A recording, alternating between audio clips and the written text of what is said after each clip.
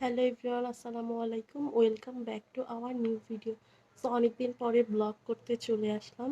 আজকে আমরা ব্লগে কি করি না করি এটাই আপনাদের সাথে শেয়ার করব। তো চলুন। না, আজকে পবিত্র রমজানের প্রথম দিন। দিনটাকে আমরা কিভাবে বাসার মধ্যে কাটালাম এবং কি কি ইফতারি বানালাম সেটা নিয়েই থাকছে আজকের ব্লগ। তো চলুন ব্লগটি এখান থেকে শুরু করা যাক।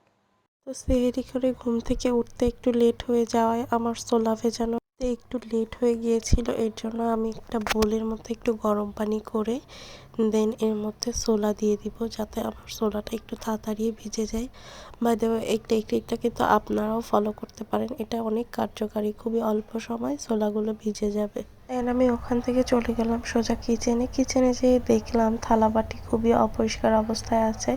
কালকে রাতে খাওয়া দাওয়ার পরে আর ধোয়া হয়নি, এজন্যই আমি কিচেনে এসে তাড়াতাড়ি করে থালা প্লেটগুলো পরিষ্কার করে নিচ্ছি, কারণ আমার একটু অপরিষ্কার সহ্য হয় না। কিচেন অপরিষ্কার থাকলে আসলে কিচেনের মধ্যে কাজ করতে অতটা মন বসে, এজন্যই আমি অন্য কাজ রেখে আগে থালা প্লেটগুলো ক্লিন করে নিলাম, যাতে আমার কিচেনটা একটু পরিষ্কার থাকে আর দেখতেও ভালো লাগে, কাজ করতেও মন বসে।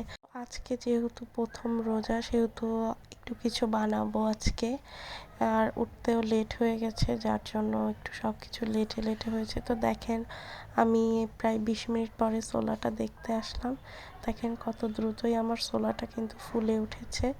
আপনারা কিন্তু চাইলে এই টেকনিকটা অবশ্যই ফলো করতে পারেন। হালকা একটু কুসুম গরম পানিতে ছোলাটা ভিজিয়ে এভাবে 20 মিনিটের মতো ঢেকে রাখলেই ছোলাটা হয়ে যাবে। দেন আমি এখানে একটু মাংসের চপ বানাবো, যার জন্য ফ্রিজ থেকে মাংস বের করে রেখেছিলাম। আর একটু আলু সিদ্ধ দিচ্ছি, আর রাতে রান্না করার জন্য একটু মাছ বের করেছি। দেন আলুটা সিদ্ধ করার জন্য আমি চুলাতে বসিয়ে দিলাম। আমি সব কিছুই একটু তাড়াতাড়ি করছিলাম, যেহেতু আমার হাতে সময় নেই। আর আজকের থেকে রোজা শুরু হয়েছে দেখে টাইমটাতে গ্যাসের উপর একটু এখন থেকে বেশি প্রেশার যাবে, এই জন্য গ্যাসও একটু কম আসতেছে, যেহেতু আমাদের লাইনের গ্যাস। দেন আমি ওটা বসিয়ে দিয়ে আমি একটু তোকমা দানা ভিজিয়ে দিচ্ছি শরবত করার জন্য। তোকমা দানাটা একটু ধুয়ে নিলাম, দেন আমি এখানে পানি দিয়ে দিচ্ছি। এরপর মাংসের চপ বানানোর জন্য আমি এখানে মাংসগুলো টুকরো টুকরো করে কেটে একটু লবণ হলুদ মাখিয়ে আমি একটু হালকা করে ভেজে নিয়েছিলাম। সেটুকু আর দেখানো হয়নি, যেহেতু আমার টাইম নেই। আমি একটু ফাস্ট ফাস্ট করছিলাম সব কিছু। দেন এখানে পেঁয়াজের জন্য পেঁয়াজ কেটে নিয়েছি, মরিচ কেটে নিয়েছি, আর এদিকে ছোলাও সিদ্ধ করতে দিয়েছি। আর এইদিকে আমার আর একটা বোনকে বলছিলাম, তুমি একটু সালাদের জন্য শসা টমেটো কেটে নাও। আর ওইদিকে আমার ছোলাটাও সিদ্ধ হয়ে গিয়েছিল, আমি ছোলাটা ভুনা করে নিয়েছি।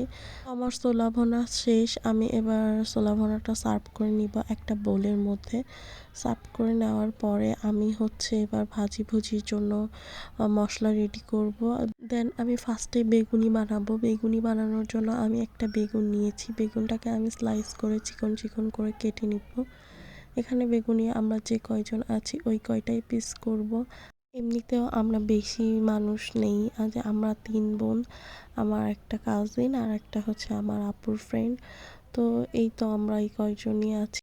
তো এবারই ফার্স্ট রোজা, যেটা ফ্যামিলির বাইরে করা, যে ফ্যামিলির বাইরে বলতে আম্মুকে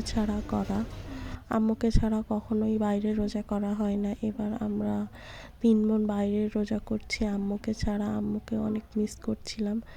তো এইখানে আমি পেঁয়াজু বানানোর জন্য পেঁয়াজকে একটু মচকিয়ে ভালো করে লবণ দিয়ে মেখে নিলাম।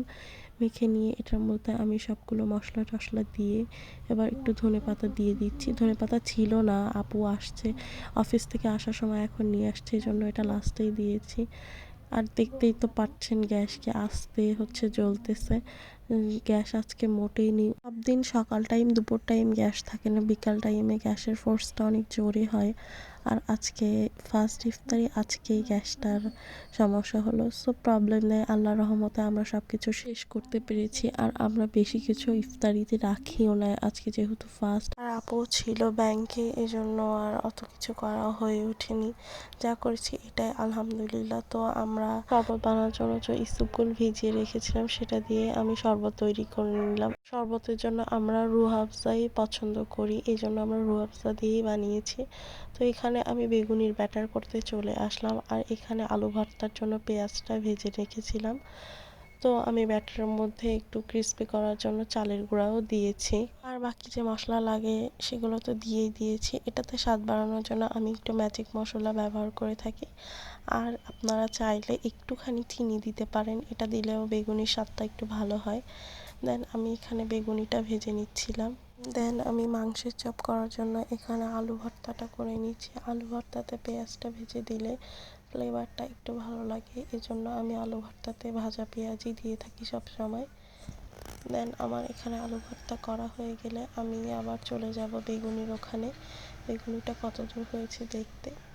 তো আমার বেগুনিটার কালার চলে আসছে, বেগুনিটা আমি এবার নামিয়ে নিব। আমার পেঁয়াজ ও বেগুনি দুইটাই হয়ে গিয়েছে, আমার হাতে আর অল্প একটু টাইম আছে। এর মধ্যে আমি তাড়াতাড়ি মাংসের চপটা বানিয়ে নিচ্ছিলাম।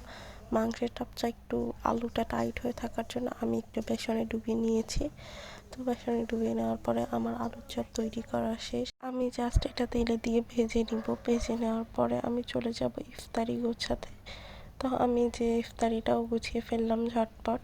তো এই তো আজকের ইফতারিতে এতটুকুই করেছিলাম। আলহামদুলিল্লাহ সবকিছুর মধ্যে আম্মু আপু ভাইয়াকে মিস করছিলাম, কারণ এটা তো বললাম এটাই ফার্স্ট ইফতারি যেটা আম্মুকে ছাড়া করছি। তো ভিডিওটি আর লং করব না, আজকের ভিডিওটি এই পর্যন্তই। সবাই ভালো লাগলে লাইক কমেন্ট আর সাবস্ক্রাইব করবেন।